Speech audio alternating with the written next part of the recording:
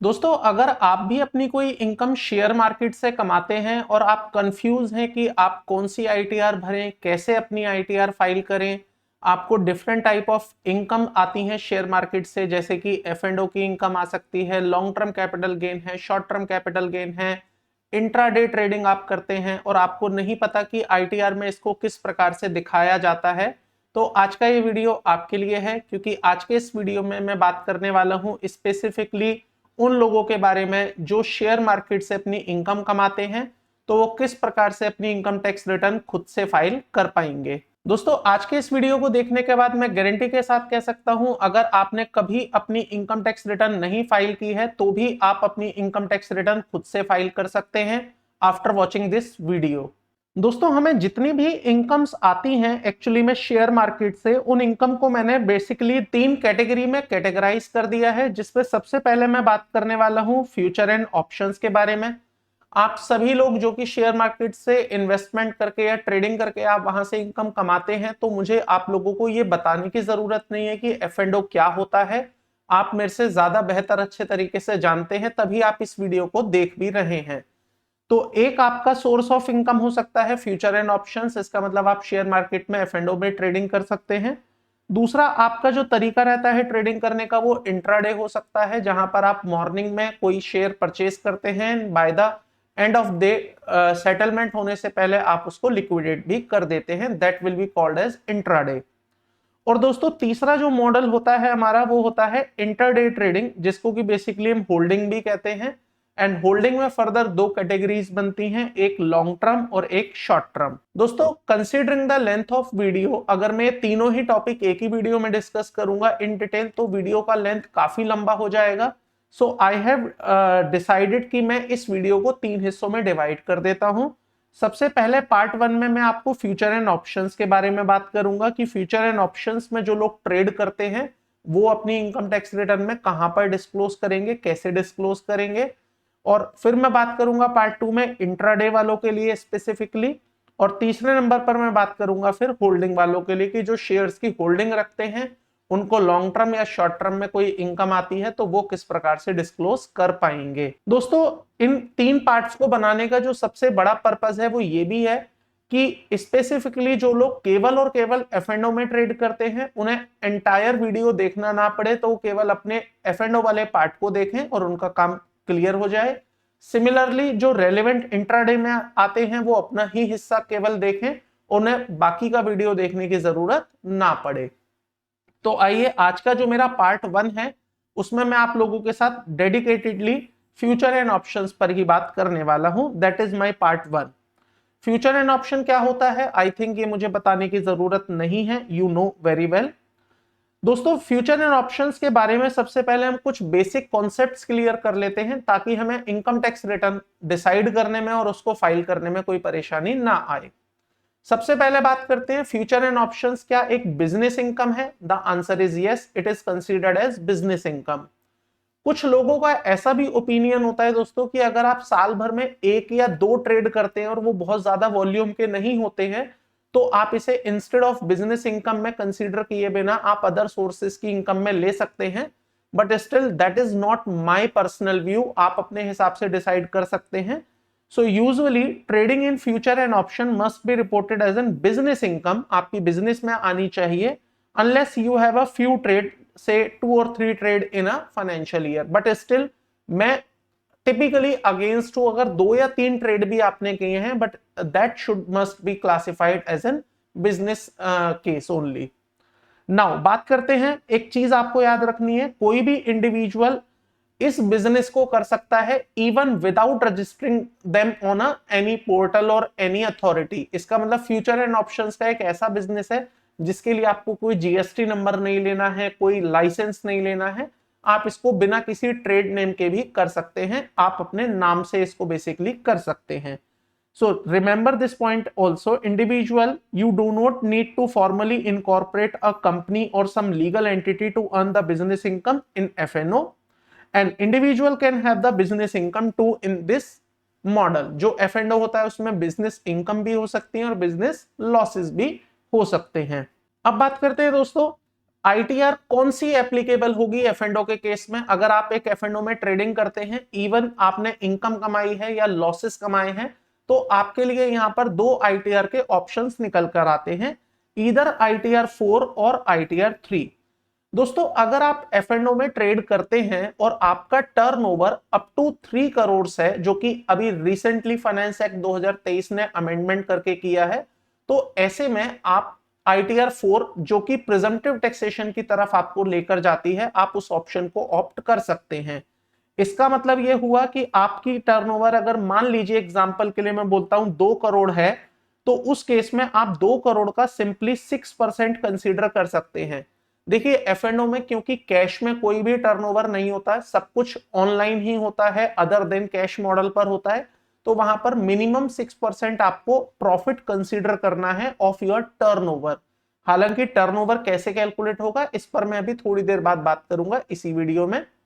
तो यहां पर आपको क्या करना है, अगर आप प्रिजम्पटिव टैक्सेशन की तरफ जा रहे हैं तो आपको सिंपली अपनी टर्नओवर का 6% मिनिमम प्रॉफिट कंसीडर करना है और उस प्रॉफिट पर जो भी आपकी टैक्स लायबिलिटी बनती है वो आपको पे करनी है। तो अगर आप प्रिजम्पटिव टैक्सेशन की तरफ जाते हैं, आई मीन टू से सेक्शन 44 एडी में जाते हैं, तो आईटीआर 4 आपके लिए एप्लीकेबल होगी। और ये आईटीआर 4 में आप किस प्रकार से अपना आईटीआर भर पाएंगे, ये मैं आपको आज के इस वीडियो में प्रैक्टिकली दिखाने वाला हूं कि किस प्रकार से आप अपनी इनकम टैक्स रिटर्न फाइल कर सकते हैं।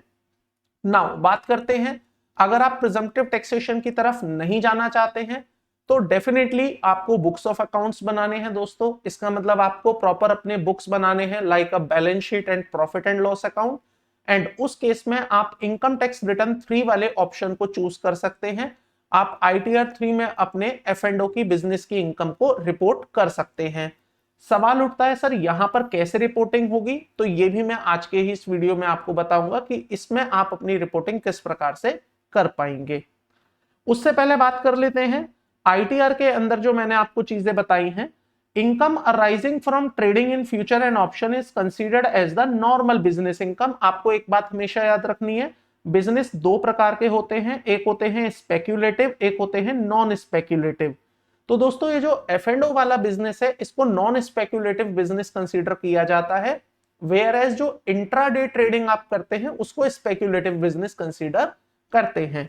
तो यहां पर कहा गया है जो भी आप इनकम कमाते हैं ट्रेडिंग से इन फ्यूचर एंड ऑप्शन, उसको नॉर्मल बिजनेस इनकम माना जाएगा। Hence ITR 4 need to be reported in this case अगर आप प्रिजम्पटिव टैक्सेशन की तरफ जा रहे हैं। अदरवाइज आप आईटीआर 3 में अपनी आईटीआर फाइल करेंगे अगर आप बुक्स ऑफ अकाउंट्स बनाकर या ऑडिट वाले केस में फॉल करते हैं। तो यहां पर एक बात याद रखिएगा, हो सकता है अपने लास्ट ईयर आईटीआर 1 फाइल करी हो, आईटीआर 2 फाइल करी हो, क्योंकि लास्ट ईयर आपको फ्यूचर एंड ऑप्शंस की कोई इनकम या लॉसेस नहीं थे। बट दिस ईयर आपको हो सकता है आईटीआर 3 या आईटीआर 4 फाइल करनी पड़ सकती है, because you have a future and options income या लॉसेस एज द केस में भी। तो यहां पर देखिए, you may have filed ITR 1 और ITR 2 before, but you must check ITR from applicability every year based on each year income earned in that year। तो जो भी आपने इनकम कमाई है हर साल, उसके हिसाब से your applicability of the ITR form may get change। Accordingly आपको डिसाइड करना है कौन सी आईटीआर आपके लिए एप्लीकेबल होगी। And as I said, future and options के केस में आपके लिए जो आईटीआर निकल कर आएगी दोस्तों, या तो वो आईटीआर 4 होगी या 3 होगी। दोस्तों यहां पर फ्यूचर एंड ऑप्शंस को क्योंकि एक नॉर्मल बिजनेस की तरह से ट्रीट किया जाता है, तो ऐसे में आपको एक बेनिफिट भी मिलता है अपने एक्सपेंसेस को क्लेम करने का। So future and options trading करते वक्त आपने जो भी एक्सपेंसेस इनकर्ड करे हैं, जो कि जनरली क्या हो सकते हैं, आपके ऑफिस का रेंट हो सकता है, आपके टेलीफोन के बिल हो सकते हैं, इंटरनेट कॉस्ट हो सकती है। अगर आपने फ्यूचर एंड ऑप्शंस को करने के लिए, ट्रेडिंग करने के लिए किसी से कंसल्टेंसी ली है और कंसल्टेंसी चार्जेस आप पे करते हैं, तो ये जितने भी खर्चे हैं आप जनरली क्लेम कर सकते हैं। इवन आप डेप्रिसिएशन तक क्लेम कर सकते हैं अगर कोई असेट आप यूज कर रहे हैं for your future and options business. तो बेनिफिट आपको मिल जाता है। As an reporting an activity of an business means you can claim the expense from earning of your business. तो जो भी आपकी एफ&ओ की इनकम आई है उसमें से आप अपने खर्चे माइनस करके बचे हुए अमाउंट पर आप अपना इनकम टैक्स पे कर सकते हैं। बात करते हैं दोस्तों कौन कौन से खर्चे आप क्लेम कर सकते हैं। तो जैसा कि भी मैंने बताया, claim expenses which have been directly or exclusively spent on the business. Expenses like brokerage, broker commission, subscription, journal related to trading, telephone bill, internet cost, consultant charges. If you took an advice from the professional who charge you, or salary of person who hired to help with your business, all of these can be claimed. मान लीजिए आप किसी chartered accountant से अपनी income tax return file करवाते हैं, तो वो खर्चे भी आप यहां पर F&O की इनकम के अगेंस्ट क्लेम कर सकते हैं. Even any type of consultancy that you are taking from the professionals can also be available as an expense against your F&O business income. यहां पर एक चीज याद रखिएगा दोस्तों, आपको प्रॉपर रिकॉर्ड मेंटेन करके चलना पड़ेगा. जो भी आपकी इनकम है उसकी प्रॉपर बैंक स्टेटमेंट, रिसीट्स, जो भी आपने पेमेंट्स करी हैं उसकी रिसीट्स आपको रिकॉर्ड करनी है, प्रॉपर मेंटेन करनी है, ताकि फ्यूचर में जब इनकम टैक्स डिपार्टमेंट आपसे उसका असेसमेंट करते वक्त वो सारी प्रूफ या डिटेल्स आपसे मांगे तो वो आपके पास इजीली अवेलेबल रहे. So all the receipts, bill and make sure you are spending via cheques and bank transfer and not in cash. However, आप कुछ खर्चे ऐसे हैं जो कैश में भी कर सकते हैं, बट उसको लिमिट के अंदर ही आप करें. अदरवाइज मैक्सिमम खर्चे कोशिश करें कि आपके बैंक के थ्रू या अदर देन कैश मोड के ही थ्रू इंकर्ड हो.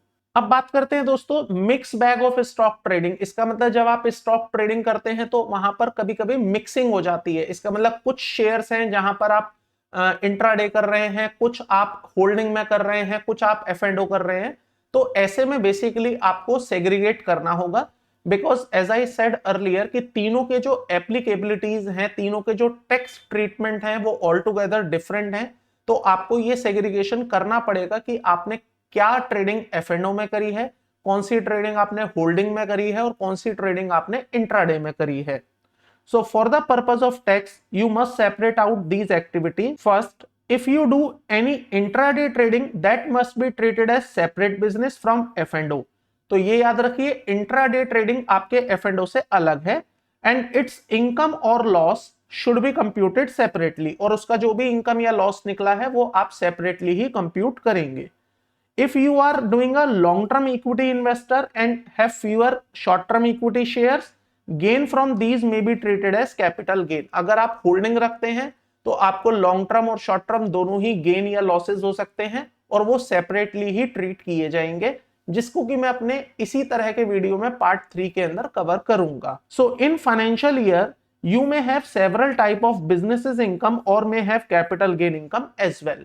तो इसका मतलब एक शेयर मार्केट ऐसा है जहां से आपको बिजनेस की भी इनकम आ सकती है और वहीं से आपको कैपिटल गेन की भी इनकम आ सकती है. और जो आज के इस वीडियो में हम डिस्कशन कर रहे हैं वो future and option, that is to say business income पर बात कर रहे हैं. दोस्तों जैसा कि मैंने अभी आपको बताया कि अगर आप ITR 3 वाले ऑप्शन पर जाना चाहते हैं, मींस आप प्रिजम्पटिव टैक्सेशन ऑप्ट नहीं करना चाहते हैं, तो डेफिनेटली उस केस में आपको अपने बुक्स ऑफ अकाउंट्स मेंटेन करने पड़ेंगे. और बुक्स ऑफ अकाउंट्स की रिक्वायरमेंट जो यहां पर निकल के आती है वो इस प्रकार से है. In case you are running a business in the capacity of an individual और HUF, the requirement to maintain the accounting record would arise if your income exceed 2.5 lakh or gross receipt exceed 25 lakh in any of the 3 preceding year or in the first year as in case of a new business. तो ये एक section है 44AA जो basically आपको books of accounts maintain करने के लिए बोलता है.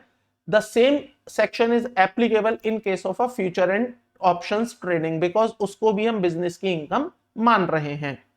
Now, if you are an individual who doing a business such as F&O, these apply to you as well. ये सेक्शन आपके ऊपर भी एप्लीकेबल होगा और आपको भी यहां पर बुक कीपिंग करनी पड़ेगी. हालांकि आपके केस में जो बुक कीपिंग होगी वो ज्यादा सिंपल रहेगी, बिकॉज F&O के केस में कोई बहुत ज्यादा सोर्सेज ऑफ इनकम तो होते नहीं है. तो जो भी आपके सोर्सेज ऑफ इनकम है like your turnover in F&O वो आप कंसीडर करेंगे, whereas on the other side आप वहां पर अपने एक्सपेंसेस माइनस करेंगे. once you reduce the expense तो there will be a net income. And balance sheet part पर अगर मैं बात करूं तो बहुत ज्यादा चीजें नहीं है. बैलेंस शीट पार्ट पर आपकी कैपिटल होगी इन लाइबिलिटी साइड और आपके असेट साइड पर आपके बैंक अकाउंट हो सकते हैं या वो असेट्स जो कि आप एक्चुअली यूज कर रहे हैं for your F&O business. Keeping your trading statement, expenses receipt and bank account statement shall mostly suffice to prepare these books of accounts. From these your profit and loss and balance sheet is prepared. इन्हीं documents के basis पर आपकी balance sheet और P&L statement बन जाएगी, जो कि आपको एक्चुअली में रिक्वायर्ड होगी at the time of filing of your income tax return 3। दोस्तों, अगर फ्यूचर एंड ऑप्शंस की ट्रेडिंग करते में आपका टर्नओवर 1 करोड़ से एक्सीड कर जाता है, तो आप ऐसे में ऑडिट के लिए भी लायबल हैं, क्योंकि बुक्स ऑफ अकाउंट्स के केस में जब आप ये कहते हैं कि मैं प्रिजम्पटिव टैक्सेशन ऑप्ट नहीं कर रहा हूं, तो वहां पर 1 करोड़ से ऊपर ऑडिट की लायबिलिटी आ जाती है as per section 44AB। Where as अगर आप ये कहते हैं कि मैं प्रिजम्पटिव टैक्सेशन ऑप्ट करना चाहता हूं, तो अप टू 3 करोड़ आप प्रिजम्पटिव टैक्सेशन ऑप्ट कर सकते हैं, और उस केस में आपको ऑडिट भी नहीं करवाना है। तो अगर आप बुक्स ऑफ अकाउंट्स वाले मॉडल पर जाना चाहते हैं, प्रिजम्पटिव पर नहीं जाना चाहते हैं, तो मेक श्योर कि जैसे ही आपका टर्नओवर 1 करोड़ क्रॉस कर जाए, तो आप अपने ऑडिट बुक्स ऑफ अकाउंट्स का ऑडिट भी करवा लीजिएगा। देखिएगा, इसी चीज को मैंने यहां मेंशन किया है। Tax payer have to file return by 31 July. जिनका ऑडिट नहीं होना है वो अपनी इनकम टैक्स रिटर्न 31 जुलाई तक फाइल करेंगे, लेकिन वो सभी लोग जो F&O का बिजनेस करते हैं और उनके ऊपर ऑडिट की एप्लीकेबिलिटी आ जाती है 2 कारणों से, या तो उनका टर्नओवर 1 करोड़ से एक्सीड कर गया है, या फिर लास्ट ईयर उन्होंने अपनी ITR प्रिजम्पटिव टैक्सेशन में फाइल की थी। क्योंकि प्रिजम्पटिव टैक्सेशन आपको 5 साल के लिए बाउंड कर देता है, तो ऐसे में अगर आप प्रिजम्पटिव टैक्सेशन से बाहर आना चाहते हैं तो भी आपको ऑडिट करवाना पड़ेगा। तो इन 2 सिनेरियो में अगर आपके बुक्स ऑफ अकाउंट्स का ऑडिट होना है in case of F&O trading, तो आपके लिए जो ड्यू डेट होगी दोस्तों वो 31 अक्टूबर हो जाएगी। यहां पर ये 30th लिखा हुआ है, actually it is 31 October. And audit report file करने की जो डेट होगी वो 30th सितंबर रहेगी। ऑडिट रिपोर्ट हमेशा ITR फाइलिंग के पीछे 1 महीने पहले हो जाती है।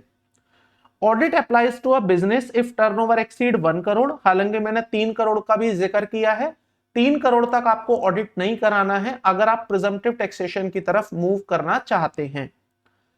अगर आप ऑडिट नहीं कराते हैं या आप बुक्स ऑफ अकाउंट्स नहीं बनाते हैं, तो उस केस में आपके ऊपर पेनल्टी भी लेवी हो सकती है for non maintenance of accounting record, जो कि 25,000 रुपए तक रह सकती है as per section 271A of the income tax act. दोस्तों, अगर आपके ऊपर ऑडिट की एप्लीकेबिलिटी आती है और आप ऑडिट नहीं करवाते हैं, तो ऐसे में आपके ऊपर एक पेनल्टी और लगाई जा सकती है in the same section 271B, जो कि हो सकती है 1.5 लाख और 0.5% of the gross turnover or receipt as the case may be, whichever is lower.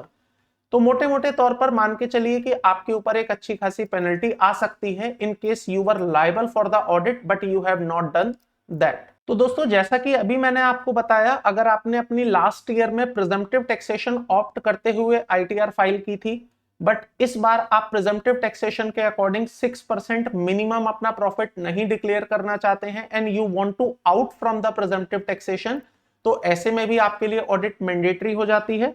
सो देखिएगा यहां पर, tax audit under section 44AB also become mandatory for the taxpayer who opt for the presumptive taxation of system of taxation and yet declare the income lower than the presumptive taxation income। Last year उन्होंने minimum 6% अपनी income दिखाई, but इस साल वो कहते हैं कि नहीं, मैं 6% अपनी इनकम नहीं दिखाना चाहता हूं बिकॉज मेरी इनकम उतनी नहीं है, कम दिखाना चाहता हूं।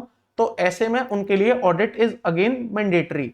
दोस्तों, अभी जो मैंने आपको 1 करोड़ की लिमिट बोली कि 1 करोड़ से ऊपर टर्नओवर होते ही आपको अपने ऑडिट करवाने हैं, तो ऐसे में इस 1 करोड़ की लिमिट को इंक्रीज कर दिया गया है बाय द फाइनेंशियल ईयर 2021-22, जो कि 10 करोड़ हो गई है।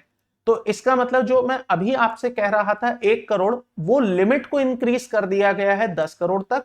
लेकिन ये 10 करोड़ वाली जो लिमिट है वो सभी के लिए एप्लीकेबल नहीं होती है। ये लिमिट केवल उन्हीं लोगों के लिए एप्लीकेबल होती है जिनका टोटल रिसीट का 5% से ज्यादा कैश रिसीट नहीं है और जिनका टोटल पेमेंट से के 5% से ज्यादा कैश पेमेंट नहीं है। और ये दोनों ही बातें एक साथ अगर पूरी होती हैं तो आपके लिए limit will be 10 crore. Otherwise आपकी जो लिमिट है ऑडिट के लिए वो 1 करोड़ की ही रहेगी। दोस्तों, जैसा कि मैंने आपको बोला कि जो F&O की ट्रेडिंग है वो आपके एक नॉर्मल बिजनेस की तरह से ही ट्रीट किया जाता है, तो आपको यहां पर एक बेनिफिट और मिलता है। अगर आपको फ्यूचर एंड ऑप्शंस में इनकम ना होकर लॉस हुआ है तो आप इस लॉस को अपनी बाकी इनकम्स के साथ सेट ऑफ कर सकते हैं, लेकिन बस ध्यान रहे सैलरी की इनकम के अगेंस्ट आप इसको सेट ऑफ नहीं कर पाएंगे। So if your business resulted in a loss, मतलब आपको F&O में लॉस हो गया है, कोई चिंता वाली बात नहीं है दोस्तों। यहां पर आप अपनी टैक्स रिटर्न फाइल करते समय इस लॉस को एडजस्ट कर सकते हैं आप अपनी किसी दूसरी इनकम के साथ, जैसे कि आप रेंटल इनकम के साथ इसको एडजस्ट कर सकते हैं, आप इंटरेस्ट की इनकम के साथ इसको सेट ऑफ कर सकते हैं। इवन अगर आपको बिजनेस में कोई और इनकम हो रही है, किसी और पर्टिकुलर बिजनेस में आप इनकम कमा रहे हैं, तो वहां से भी आप इसको इजीली सेट ऑफ कर सकते हैं। बस ध्यान ये रहे सैलरी इनकम से ये सेट ऑफ नहीं हो पाएगा। एंड इवन दोस्तों अगर आपके लॉसेस सेट ऑफ नहीं भी हो पा रहे हैं तो भी उस केस में कोई इश्यू नहीं है, आप इन लॉसेस को कैरी फॉरवर्ड भी कर सकते हैं फॉर अ फ्यूचर ईयर। इसका मतलब जब भी फ्यूचर में आपको F&O से कोई इनकम होगी तो आप उसको इजीली वहां पर सेट ऑफ कर पाएंगे। So any unadjusted losses can be carry forward for the 8 years. However, in the future, they can be set off only against the non-speculative income. तो ये कैरी फॉरवर्ड का जनरल एक rule है, जब भी आप कोई लॉसेस कैरी फॉरवर्ड करते हैं तो वो सेम टाइप की इनकम से ही सेट ऑफ हो सकते हैं। तो as I said again I am repeating, future and options की जो ट्रेडिंग है उसके लॉस को नॉन स्पेक्युलेटिव लॉस कंसीडर किया जाता है, तो आप इसको किसी भी इनकम से सेट ऑफ कर सकते हैं सिवाय सैलरी की इनकम के। तो यहां पर आपको सबसे बड़ा बेनिफिट ये मिल रहा है कि आप बाकी कोई भी इनकम अगर कमाते हैं तो वहां पर आप इसको इजीली सेट ऑफ कर पाएंगे। दोस्तों अब बात कर लेते हैं टर्नओवर की, कि जब भी हम फ्यूचर एंड ऑप्शंस में कोई ट्रेडिंग करते हैं तो वहां पर हमारी टर्नओवर को किस प्रकार से कैलकुलेट किया जाता है। नॉर्मल बिजनेस में तो बड़े सीधे तौर पर दिखता है मेरी जो भी सेल हुई है वो मेरी टर्नओवर है, बट F&O में जो टर्नओवर कैलकुलेशन का पैरामीटर है या मेथड है वो स्लाइटली डिफरेंट है। तो यहां पर जब भी आपको फ्यूचर एंड ऑप्शंस की टर्नओवर कैलकुलेट करनी होगी, that will B for the purpose of tax audit, तो उसके लिए आपको 3 चीजें लेनी है। सबसे पहले आप अपने फेवरेबल और अनफेवरेबल डिफरेंसेस कैलकुलेट करिए। आई मीन टू से आपने कोई ट्रेड किया, उसमें आपको फेवरेबल प्रॉफिट कितना आया, इवन अनफेवरेबल लॉस कितना आया, दोनों की एब्सोल्यूट वैल्यू लीजिए।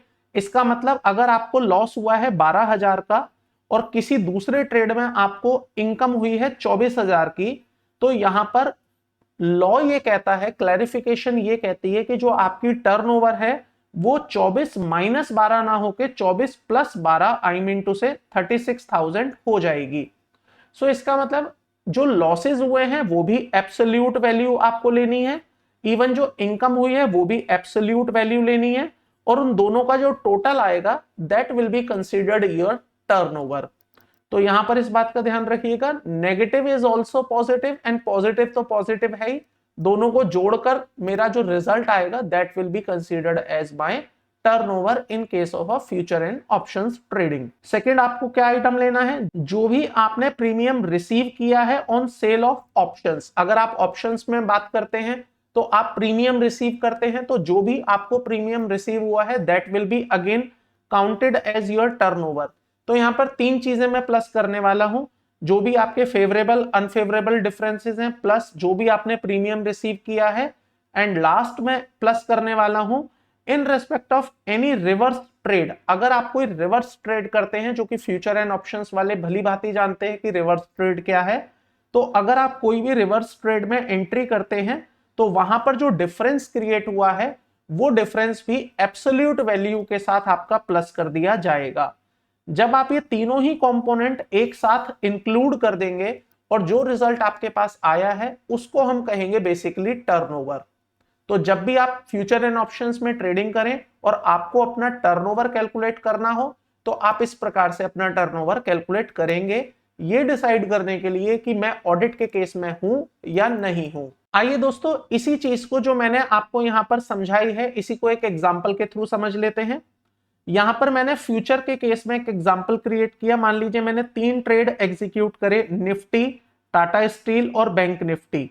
निफ्टी वाले केस में मैंने जो बाय किया वो 16,800 में किया, सेल किया 16,250 में। जो टोटल सेल वैल्यू है वो 8,12,500 है, whereas total buy value is 8,40,000। तो यहां पर देखिए मुझे लॉस हुआ है 27,500 का।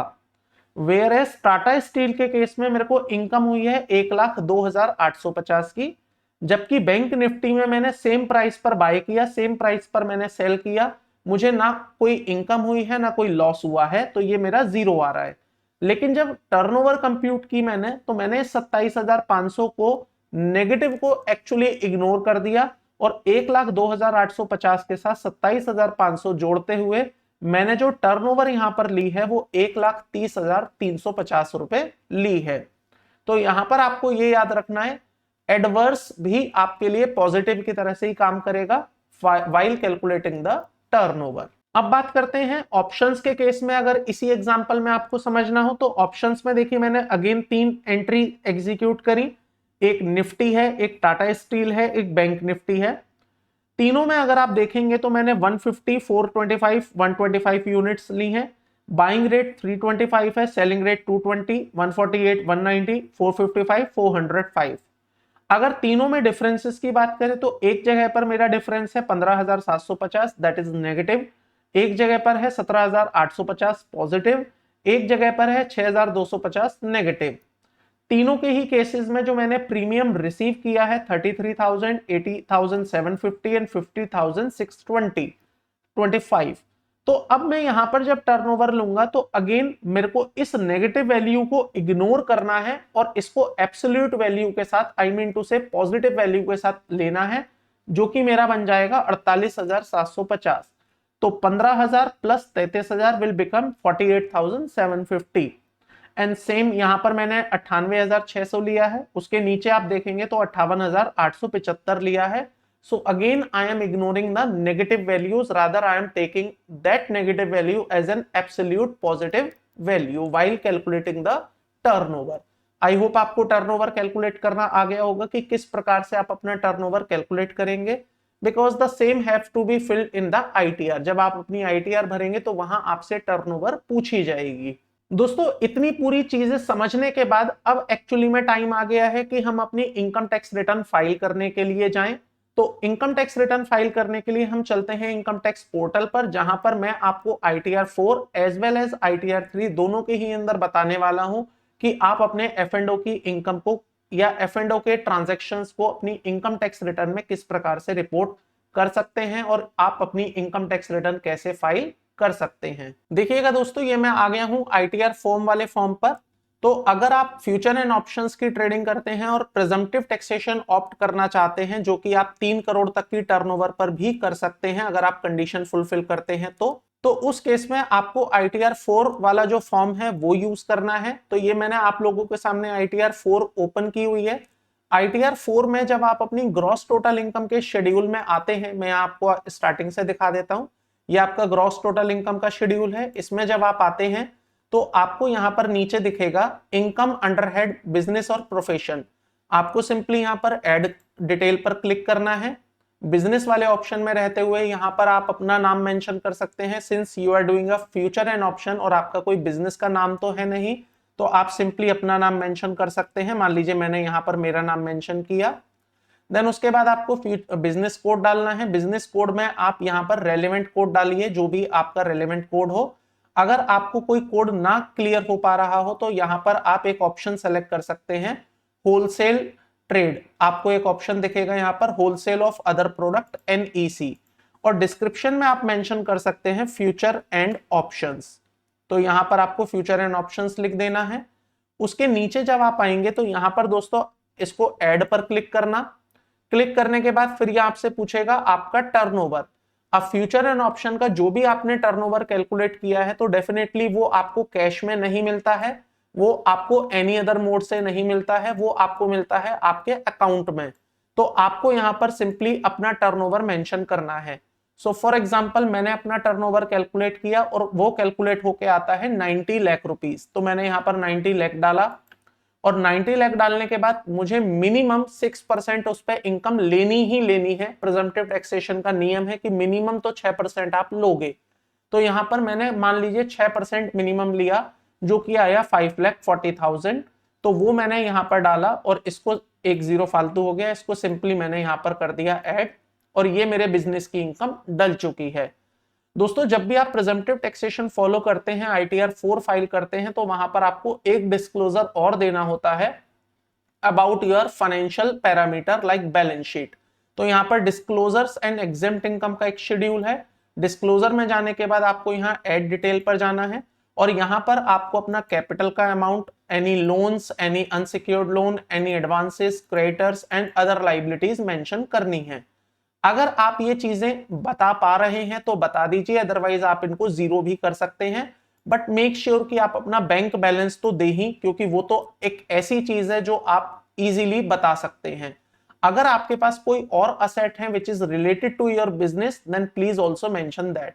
अगर आप कोई भी यहां पर असेट डाल रहे हैं तो सेम अमाउंट ऑफ लाइबिलिटी आपको यहां पर डालनी पड़ेगी। तो अगर इन केस आपके पास कोई लाइबिलिटी नहीं है तो आप उतने ही अमाउंट को अपनी कैपिटल में डालकर इसको इजीली मैच करवा सकते हैं, जिससे कि आपका ये वाला शेड्यूल कंप्लीट हो जाएगा। सो ये पूरा प्रोसेस है ITR 4 में प्रिजम्पटिव टैक्सेशन में, अगर आप अपने फ्यूचर एंड ऑप्शंस की रिपोर्टिंग करना चाहते हैं। तो सिंपली इतना काम करने के बाद आपकी ITR 4 में F&O का काम खत्म हो जाएगा। रेस्ट ऑल बाकी चीजें उनके लिए एप्लीकेबल होंगी जो अदर इनकम है, जैसे कि अदर सोर्स की इनकम है, सैलरी की इनकम है, हाउस प्रॉपर्टी की इनकम है। हम आज के इस वीडियो में उस पर बात नहीं कर रहे हैं, बिकॉज आज का ये video specifically future and options को कवर करने के लिए बनाया गया है। अब बात करते हैं दोस्तों, अगर आपको ITR 3 में फ्यूचर एंड ऑप्शंस की रिपोर्टिंग करनी है in case where you are maintaining the books of accounts, तो आप इसको किस प्रकार से रिपोर्ट कर पाएंगे। तो सबसे पहले आपको अपनी बैलेंस शीट फिल करनी है। ITR 3 में आपको एक शेड्यूल देखने को मिलेगा बैलेंस शीट। यहाँ पर सिंपली आप अपने सोर्सेज ऑफ फंड ऐड करेंगे, जिसमें बेसिकली आप अपनी कैपिटल और आपकी अगर कोई लाइबिलिटीज हैं आपके बुक्स ऑफ अकाउंट्स में, बैलेंस शीट में, वो आप यहाँ पर मेंशन करेंगे। जैसे कि हमने ITR 4 में किया था, सेम वही प्रोसेस यहाँ भी रहेगा, बस यहाँ पर थोड़ा ज्यादा डिटेल्ड वे में रहेगा। फिर उसके बाद यहाँ पर आपको लोन डालने हैं। Once you edit the loan, आपका यहाँ पर एडवांसेस मेंशन करना है। जैसे ही आप ये एडवांसेस मेंशन करेंगे, यहां पर आपका सोर्स ऑफ फंड आ जाएगा। आपको मेक श्योर करना है कि जो भी आपका सोर्स ऑफ फंड है वो एप्लीकेशन ऑफ फंड के इक्वल आए। तो मैं यहां पर आपको डाल के दिखा देता हूं। मान लीजिए मैंने अपनी कैपिटल डाली लेट्स से 16 लाख रुपीस और इतना काम करके मैंने इसको ऐड किया, तो अब मुझे एप्लीकेशन ऑफ फंड में भी 16 लाख रुपए डालना है।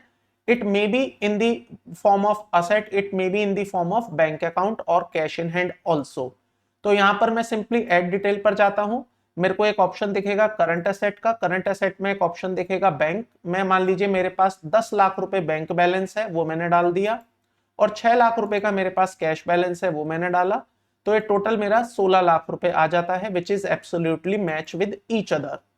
इतना काम करने के बाद आप इसको सिंपली कंफर्म कर दीजिए, ये आपकी बैलेंस शीट तैयार हो गई।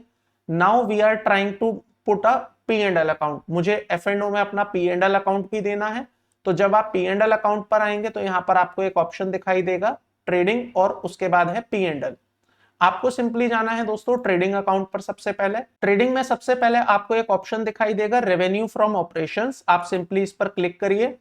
क्लिक करने के बाद यहां पर आपको दो ऑप्शंस दिखाई देंगे, sale of goods and sale of services, and उसके नीचे एक ऑप्शन दिखेगा अदर ऑपरेटिंग रेवेन्यू। तो सिंपली एडिट पर क्लिक करिए। आपको सेल ऑफ गुड्स में कुछ नहीं डालना है, सेल ऑफ सर्विस में भी कुछ नहीं डालना है। उसके नीचे जो अदर ऑपरेटिंग रेवेन्यू है, यहां पर आप लिखिए फ्यूचर एंड ऑप्शंस। तो यहां पर जैसे ही आप फ्यूचर एंड ऑप्शंस लिखेंगे, सामने आपको अपना टर्नओवर का अमाउंट डाल देना है, जो भी आपकी टर्नओवर रही है। तो मान लीजिए मेरी टर्नओवर रही है, लेट्स से मैंने कैलकुलेट की और वो मेरी कैलकुलेट होके 80 लाख रुपीस आती है। तो 80 लाख रुपीस यहां पर आपको सिंपली मेंशन कर देना है। तो ये आपका टोटल टर्नओवर डल गया है। अब दोस्तों इस टर्नओवर के बाद आपको डालने हैं अपने खर्चे। खर्चे कौन से हैं? तो देखिए डायरेक्ट खर्चे तो कोई है नहीं, यहां पर सभी इनडायरेक्ट खर्चे हैं, like telephone, conveyance, internet cost, consultancy, professional fees, इस तरह के ही खर्चे हैं। तो वो सब खर्चे आपको डालने हैं अपने प्रॉफिट एंड लॉस अकाउंट में। सिंपली आपको प्रॉफिट एंड लॉस अकाउंट पर आना है, शेड्यूल आपको मिल जाएगा, इसमें क्लिक करिए। यहां पर आपको डेबिट टू P&L अकाउंट वाले ऑप्शन पर आना है। P&L में आने के बाद आपके सामने एक पूरी लिस्ट है, जो भी आपके खर्चे हुए हैं वो आप यहां डालिए। लाइक अगर आपने सैलरी पे करी है 20 लाख रुपए की, वो आप यहां डाल दीजिए। उसके बाद नीचे पूछेगा whether you have paid any compensation to non resident, say no. अगर आपने किया है तो यस भी कर सकते हैं। अगर आपने कोई एंटरटेनमेंट पे खर्चा किया है, लेट्स से 10 लाख रुपीस, वो आप यहां डालिए। इसके अलावा अगर आपने कोई कमीशन पे किया है वो आप यहां मेंशन कर सकते हैं टू अदर्स में। मान लीजिए मैंने 15 लाख रुपए का कमीशन भी दिया है लोगों को। सिंपली सेव करिए, कंटिन्यू पर क्लिक करेंगे तो आप पेज नंबर 2 पर आ जाएंगे, जहां पर आप प्रोफेशनल फीस डाल सकते हैं। तो मान लीजिए मैंने 2 लाख रुपीस की प्रोफेशनल फीस भी पे करी है, वो मैंने यहां डाल दी। And similarly once you save it and confirm it, you will get की 33 लाख रुपीस का आपका प्रॉफिट आ रहा है, which is from the future and options, and it is considered as non speculative normal business income. इतना काम करने के बाद आप इसको सिंपली ऐड कर दीजिए। ऐड करने के बाद इसको कंफर्म करिए। कंफर्म करने के बाद आपका काम खत्म।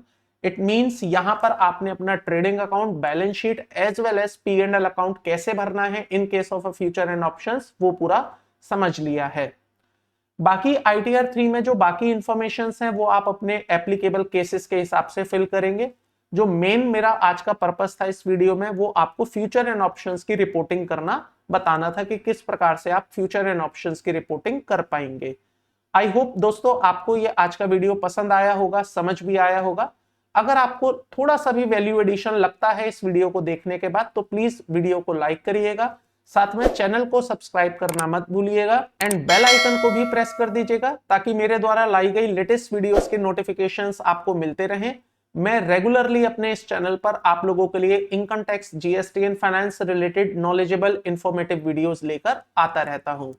आज के वीडियो में इतना ही रखता हूं दोस्तों, आपसे फिर मुलाकात करूंगा in my part 2 of this particular topic. Till then, thank you, bye bye.